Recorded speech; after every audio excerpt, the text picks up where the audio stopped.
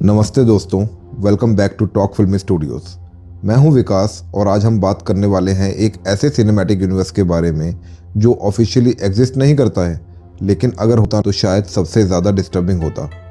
Weapons, वश 2 और शैतान का डार्क ब्लैक मैजिक यूनिवर्स। 3 अलग फिल्म्स, 3 अलग डायरेक्टर्स, लेकिन कॉमन थ्रेड एक ही, वशीकरण, मास हिप्नोसिस और इंसान के दिमाग को वेपन बना देने का।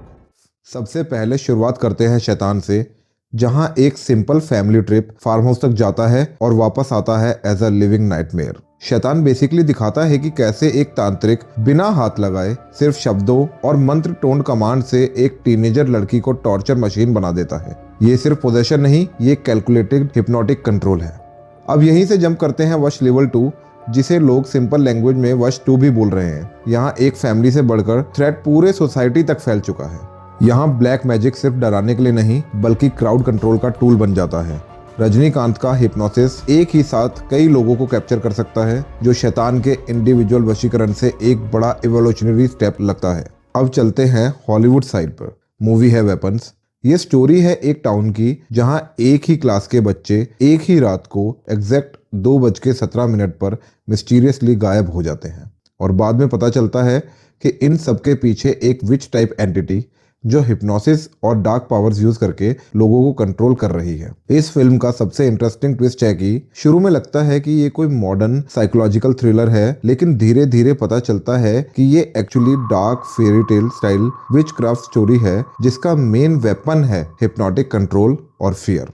अब आता है हमारा फेवरेट व्हाट इफ सेगमेंट। क्या शैतान, वश 2 और वेपन्स एक ही मल्टीवर्स का हिस्सा हो सकती हैं? ऑफिशियल आंसर है नो, क्योंकि तीनों अलग ओरिजिन और मेकर से आती हैं। लेकिन अगर एक फैन मेड यूनिवर्स इमेजिन करें तो कनेक्शन कुछ ऐसे दिखता है।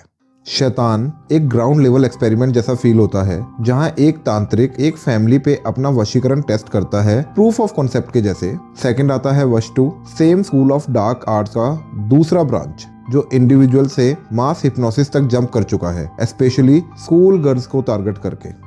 तीसरा आता है वेपन्स, पैरेलल वर्ल्ड, जहां यही ब्लैक मैजिक हिप्नोसिस ट्रेडिशन एक विच लाइक एंटिटी के थ्रू वेस्टर्न टाउन तक पहुंचता है और बच्चों को डिसिपेयर कर रहा है।